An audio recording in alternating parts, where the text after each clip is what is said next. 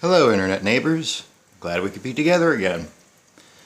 And today I'm going to be talking about railroad pocket watches, what to look out for and what to look forward in terms of pocket watches, things to look forward to and things to watch out for.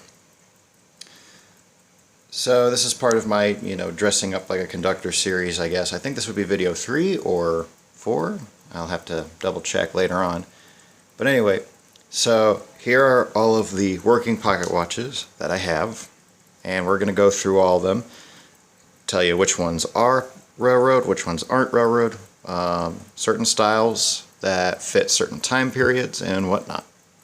So first we're just going to go and divulge into a brief history of the railroad pocket watches, that being before the year 1890, there was no set standard for pocket watch quality in terms of movements for railroads. However, after a series of head-on collisions caused by faulty watches giving the wrong times, it was eventually decided that railroads would eventually adopt the standardization of pocket watch movements, so that way there wouldn't be any more accidents. Now that's just a very generalization of that story, or overgeneralization I should say. So first we're going to start with the smallest one over here. So this is an Eastman brand pocket watch. It is the smallest pocket watch size. This is, I want to say this is like a size 6 or something like that. Can't remember. As you can see, it's got a steam locomotive on the back. A little bit of some tarnishing, but aside from that, it's alright. Now this is a Swiss-made watch. Now if you want a functioning railroad watch, and if you want one that also is within time period, you never want to use Swiss watches, period, because there are no such things as railroad grade Swiss pocket watches. And just to show you, this is a single jewel unadjusted movement. There it is. You can see the single jewel sitting on top of the mainspring right there, or not the mainspring but the balance spring, I believe it's called.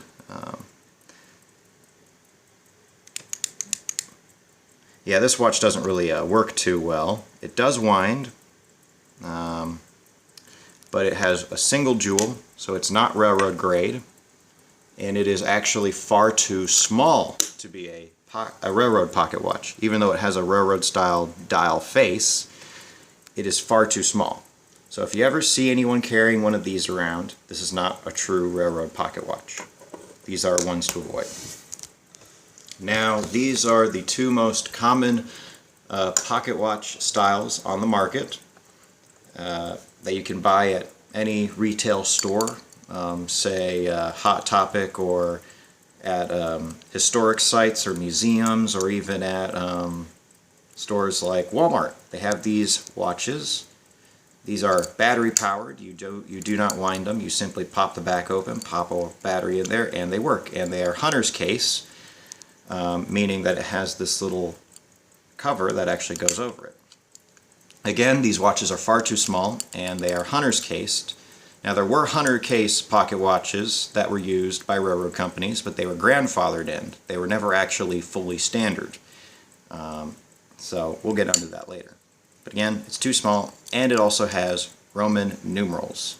Again, before the 1880s, this would have been the standard watch face, but after 1887, they started using the bold Arabic numbers that we are more familiar with today.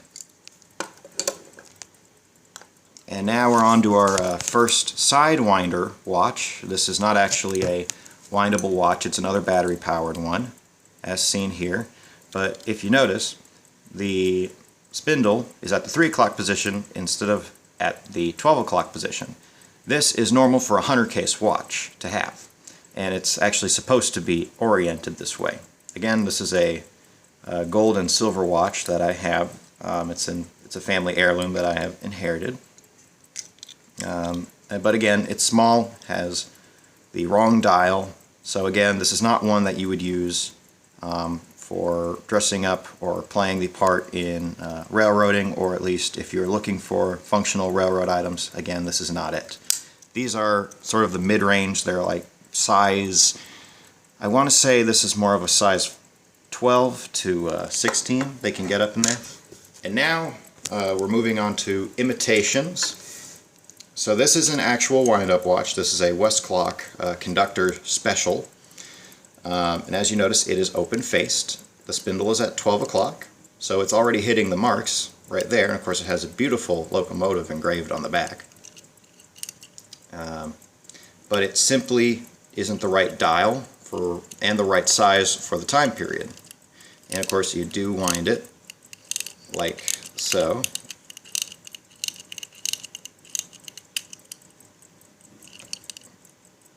And of course, there it goes, it's now ticking. And of course, also another thing is that this watch does not come apart. Only the back cover can come off, and it's very tricky. And also, if you want to set the time, you have to pop the spindle up and then you move it like so.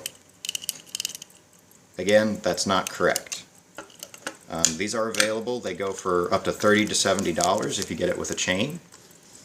Now this is, I don't actually know the case that this one is from, but the movement is different. It's a West German movement inside of this one. It is a quartz watch, meaning that it is a it's a high-grade battery-powered watch. It has a polished face, or crystal face to it. And this one actually has a railroad dial in it.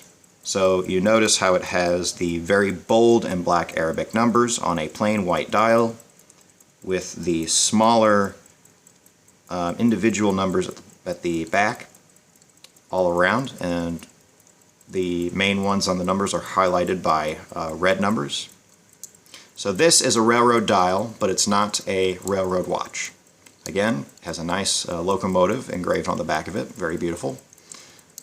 This is one that I do use on occasion because it does keep up time very nicely, but again, if you want to be authentic, this is not really it. But if you're more of functionality over authenticity, then I would go with this sort of style. And again, this is a size 16 full, so again, it's doing its best to imitate a railroad watch, but again, you do not need to wind it, so you don't need to worry about it. But then again, when the battery starts going out, it'll start to give you the wrong time, and you cannot adjust it to give you the right time immediately.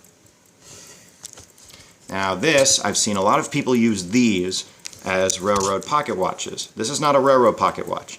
This is a ship's time watch. So this is used for navies or for shipping companies. So if you notice, it has ship's time on the outer edge. You know, 0200 hours, you know, that sort of thing. And you've got a Roman numeral style face. So again, this is not it. This is close to a size 18. I would say this is more of a 17 or a 16 and a quarter. It's very flat. It's also battery powered. So again, something to watch out for. And now on to my two Elgin watches, which are coincidentally the two oldest watches in my collection. This one being from 1910, this one being from 1906. They both work, although this one always runs 3 minutes slow, and this one always runs 3 minutes fast. And these are size 18 watches, so just to compare, that's the size range you're looking at. So this is as big as these pocket watches will ever get. Now this one has a railroad style face. It also has a railroad case, meaning that the bezel can unscrew, although it does not have a tab. Now this is basically what a railroad watch essentially looks like. You have the big bold numbers on a plain face. Now if you ever find one that has the numbers swapped, as in the 50, 45, 40 are in the numbers position and the smaller numbers are on the outside, that is a Canadian style pocket watch for Canadian railroads. Now this one I've swapped the back on, so it has a nice elk on there. But this one you do wind it from the top, and you pull the spindle up to set it, which again is not correct if you want to be authentic. This one right here is the 1906 Elgin. This one has a locomotive on the back of it. It is very nice, although it's a bit hard to see. There it is. And this one is a convertible pocket watch, meaning that its spindle is at the 3 o'clock position, but it's open-faced, so meaning that the case on it is not original to it. The movement is a railroad grade movement, and it does have a tab that you pull out to actually set it, and I will demonstrate it right now. So on this one, again, as I said, it has a railroad case because it has the slot for the tab to be pulled out for the lever set, but this one does not have a lever set because it does not have a railroad movement. But the other one does. So if I want to set the time, I simply go here and I pull this little thing out right there. You can see that the tab is now out, and now if I turn the spindle, I can set the time. And then if I want to set it back, I push the tab in, and now it is locked, so now it will go back to winding up. There we go. And now I just take the bezel with the crystal and I screw it back in place right here. Now this one I use the most, mainly because it keeps up time the best and it has been serviced. And also, it is a tab set watch. Although I do plan on getting a new face for this one that looks similar to this one, so that way it's a lot easier to read. Because again, this is not the right type of face. But it is the correct type of movement.